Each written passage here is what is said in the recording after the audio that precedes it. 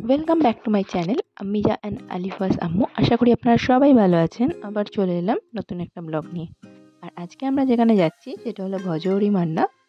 আর এই আউটলেটটা হলো ডায়মন্ড প্লাজাতে, যেটা কিনা নাগের বাজারেই আছে, ডায়মন্ড প্লাজা মল। সবার প্রথমে আমরা লিফটে করে 5th ফ্লোরে চলে গেলাম। মানে ডায়মন্ড প্লাজা মলে 4th ফ্লোরে ফুড কোর্ট আছে, ফুড কোর্টের ওপরের ফ্লোরটা। ওখানে পিভিআর যে ফ্লোরে আছে, পিভিআর সিনেমা হল, ঠিক তার পাশেই ভজহরি মান্না। তো আজ হঠাৎ আমাদের ইচ্ছা করলো অথেন্টিক বাঙালি খাবার খেতে ভজহরি মান্নার। তো আমরা অনেকদিন ধরেই প্ল্যান করছিলাম যে এখানে আসবো। তো শেষমেশ আজকে সেই দিনটা সেখানে পৌঁছে গেলাম। আপনাদেরকে ভালোভাবেই দেখিয়ে দিচ্ছি। দেখুন, এই যে পিভিআর সিনেমা হল, আর তার ঠিক পাশেই আছে ভজহরি মান্নার রেস্টুরেন্ট। আমরা গুটি গুটি পায়ে এগিয়ে গেলাম। ভেতরে অ্যাম্বিয়েন্সটা নর্মাল, আহামরি কিছু না, নর্মালি যেমন হয় তেমনই। আমরা সবার শেষের দিকে যে টেবিলটা আছে ওটাতে বসেছিলাম। আর ওদের মেনু কার্ডটা দেখে বলবো, যদি আমার এই ব্লগটা বা ভিডিওটা ওনারা কেউ দেখে থাকে তাহলে বলবো মেনু কার্ডটার ওপরে একটু কনসেন্ট্রেট করতে, কেন মেনু কার্ডটার অবস্থা খুবই খারাপ। যে কটা কার্ডগুলো ছিল নর্মালি একটা পাতি পেজের মধ্যে প্রিন্ট করা। আমরা মেনু কার্ডটা দেখলাম, কয়েকটা আইটেম অর্ডার করেছি আর আপনাদের জন্য সব শেষে মেনু কার্ডটা শেয়ার করেছি। জানি না আপনারা কতটা বুঝতে পারবেন মেনু কার্ডটা দেখে। আমি যতটা পেরেছি চেষ্টা করেছি জুম করে মেনু কার্ডের মধ্যে যে মেনুগুলো আছে ক্যাপচার করার। আর যতক্ষণ ওরা খাবারটা আমাদের সার্ভ করছে ততক্ষণ আমরা একটু ফটোশ্যুট করে নিলাম। খুব বোর হচ্ছিল আমার দুই মেয়ে, ওরাও একটু ফটোশ্যুট করে নিল। আর এখানে নর্মাল ওয়াটারও পাওয়া যায়, regular water plus mineral water. তো আমরা রেগুলারও নিয়েছিলাম আর একটা মিনারেল ওয়াটার বোতলও নিয়েছিলাম। আমাদের স্টার্টার আর মেন কোর্সে যে আইটেমগুলো অর্ডার করেছিলাম বেশি টাইম লাগেনি ওদেরকে সার্ভ করতে, খুব তাড়াতাড়ি ঝটপট দিয়ে দিয়েছিল। বাকি জায়গায় যেমন টাইম একটু বেশি টাইম লেগে যায়, এখানে অনেক তাড়াতাড়ি খাবার সার্ভ করেছিল, উইদিন 30 মিনিটসের মধ্যে। এই যে আমাদের ফার্স্ট আইটেম চলে এলো, ডায়মন্ড ফিশ ফ্রাই। বাট এটার নাম ডায়মন্ড ফিশ ফ্রাই আমি বলছি ঠিকই, ওদের মেনু কার্ডে অন্য একটা নাম ছিল। এটা আসার সাথে সাথেই আমাদের মনে হলো যে হাত ধোয়া হয়নি, হ্যান্ড ওয়াশ করা হয়নি। আবার দৌড়ে দৌড়ে গেলাম ওয়াশরুমের দিকে। ওয়াশরুমটাও খুব নিট অ্যান্ড ক্লিন ছিল। এই দেখুন, আপনাদের সাথে শেয়ার করছি। এদের এই আউটলেটের সাথে অ্যাটাচ ওয়াশরুমটা ছিল। নর্মালি ফুড কোর্ট বা বাকি যে রেস্টুরেন্টগুলো ডায়মন্ড প্লাজাতে আছে ওদের সাথে কোনো অ্যাটাচ ওয়াশরুম নেই, যেটা কমন মলের ওয়াশরুম, ওগুলো ইউজ করতে লাগে। বাট এই ব্যাপারটা ভালো লেগেছে আমার খুবই। আর তারপর আমরা শুরু করে দিলাম আমাদের খাওয়া দাওয়া। আর আমার দুই মেয়ে ফিশ ফ্রাই খেতে খুবই পছন্দ করে, তো দুজনেই শুরু হয়ে গেছে। ফিশ ফ্রাই দেখেই ফিশ ফ্রাইয়ের ওপরে ঝাঁপিয়ে পড়েছে। আর নেক্সট আমাদের স্টার্টারে এগ ডেভিল ছিল। তো মাছের যে ফিশ ফ্রাই, এটা দেখুন ফিলিং যেটা ভেতরে, মাছটাও মোটামুটি ভালোই ছিল, খারাপ ছিল না।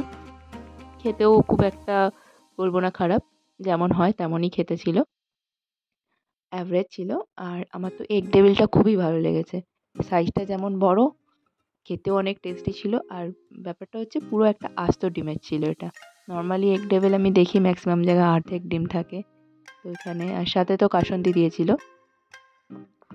এগ টেবিলের ভেতরটা কেমন দেখতে সেটাও আমি আপনাদের সাথে শেয়ার করছি। দেখুন, একটা ডিমকে ডিভাইড করে মিডিলে কিছু ফিলিং দেওয়া হয়েছিল, কিন্তু খেতে খুবই টেস্টি ছিল আর যাই বলুন। তো আপনারা গেলে এটা একবার হলেও ট্রাই করবেন। আর নেক্সট আমাদের এটা শেষ হতে না হতে আমাদের মেন কোর্সের আইটেমগুলো চলে এলো। মেন কোর্সে আমি একটা ভেজ থালি অর্ডার করেছিলাম, আর তার সাথে ভেজ থালি যেটা, এটা হচ্ছে ভজহরি মান্না থালি।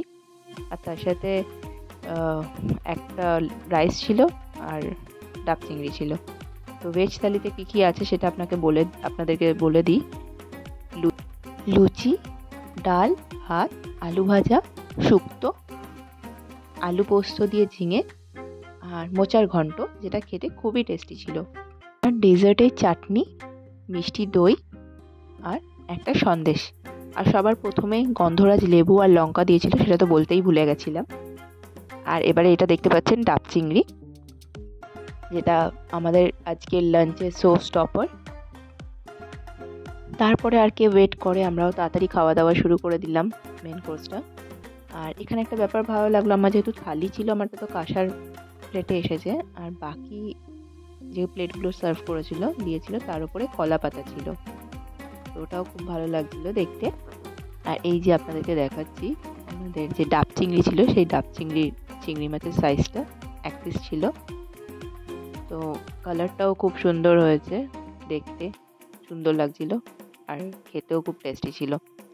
সব থেকে ভালো ব্যাপার এটা লেগেছে যে ওরা যেভাবে প্রেজেন্ট করেছে, যেভাবে সার্ভ করেছে একটা বাটির মধ্যে, তার মধ্যে কলা পাতা, তার উপরে ডাবটা বসিয়ে, প্রেজেন্টেশনটা আরও ভালো ছিল।